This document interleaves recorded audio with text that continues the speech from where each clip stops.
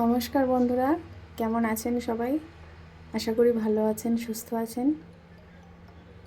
তো আজকে আমি তৈরি করব নিরামিষ ফুলকপির একটি রোস্ট।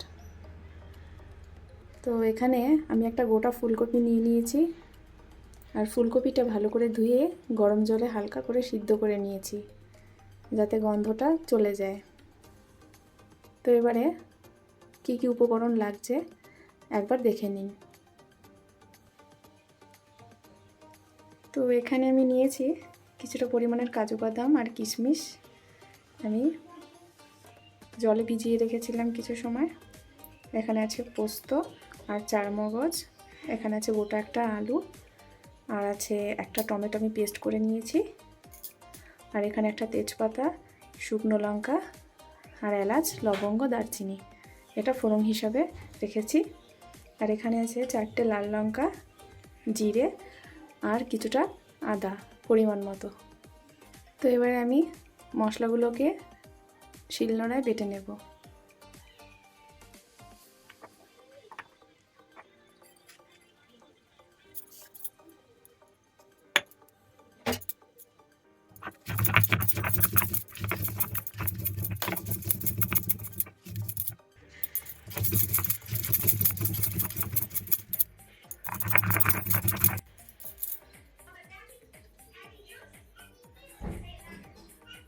লঙ্কাটা আমার বাটা হয়ে গেছে।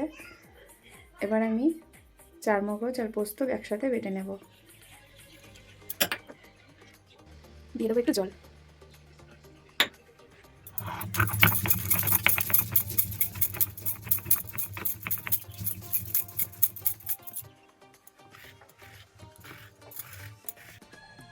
তো রেডি আমার মশলাগুলো।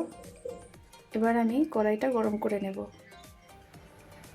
তো কড়াই গরম হয়ে গেছে, এবার আমি এর মধ্যে দিয়ে দেব সাদা তেল পরিমাণ মতো।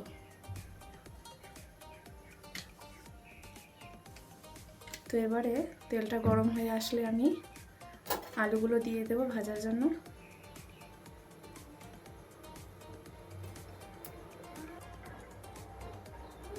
দিয়ে দিলাম আলুগুলো।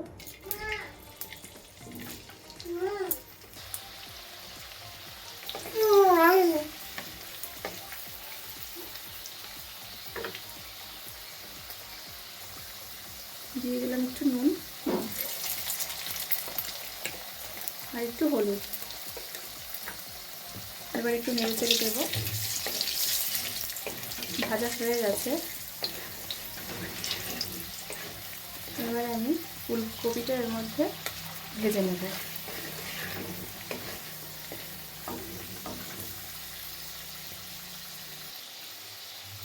তো আলুগুলো এবার আমি তুলে নেব।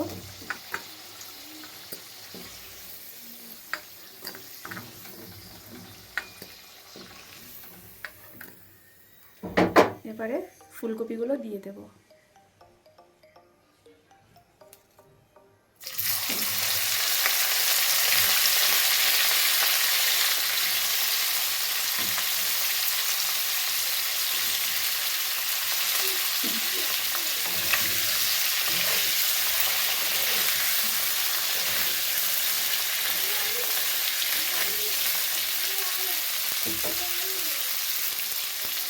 দিয়ে দিলাম নুন পরিমাণ মতো,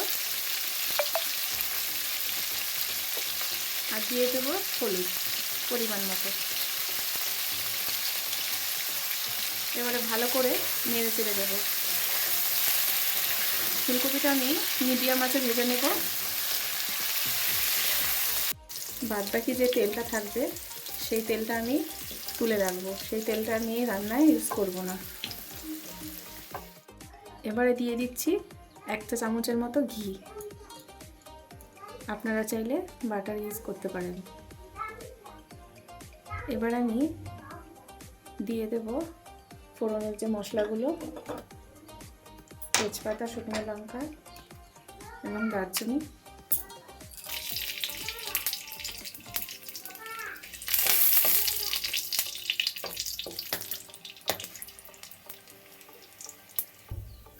দিয়ে দেব আলু।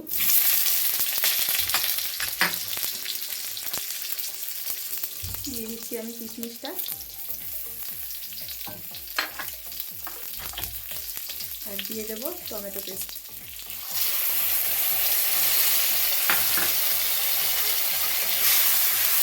মিডিয়াম আঁচে আমি হালকা করে ভেজে নেব। দিয়ে দিলাম লঙ্কা, আদা, জিরা বাটাটা। মশলাটা আমার ভাজা হয়ে গেছে। এবারে আমি এর মধ্যে ফুলকপিটা দিয়ে দেব।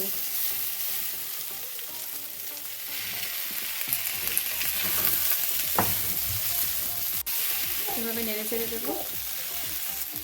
এর মধ্যে আমি দিয়ে দেবো একটু নুন, দিয়ে দেবো একটু হলুদ। ব্যাস, এবার এটাকে ভালো করে কষাবো। বাদবাকি আমার যে মশলাটা আছে, পোস্ত আর চারমগজটা আর কাজু বাদাম, সেটা আমি একটু লাস্টের দিকে দেব। তো এবারে আমি লাস্ট এই বাটা মশলাটা দিয়ে দেবো।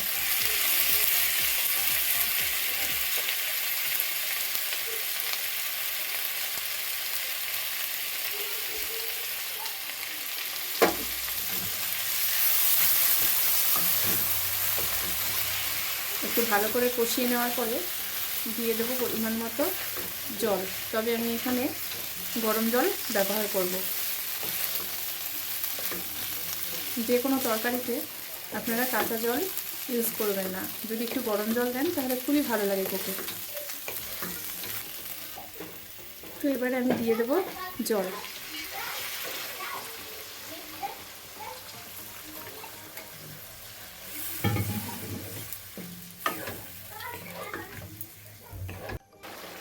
তো ফুলকপির রোস্টটা আমার প্রায় হয়ে এসছে। এবার আমি একটু স্বাদের জন্য দিয়ে দেবো একটুখানি পরিমাণে চিনি। এবার আমি নামিয়ে নেব। তো আপনারাও বাড়িতে ট্রাই করুন এরকম নিরামিষ ফুলকপির রোস্ট। তো এবার আমার রোস্টটা রেডি।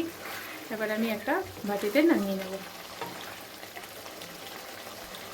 তো নামানোর আগে একটুখানি গরম মশলার গুঁড়ো উপর দিয়ে এরকম ছিটিয়ে নেব।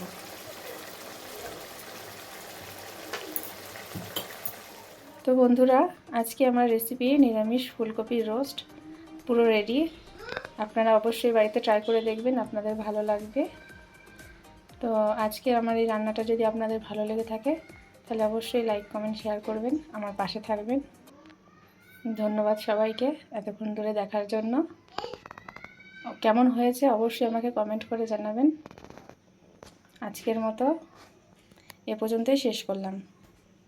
ভালো থাকবেন, সুস্থ থাকবেন। Thank you.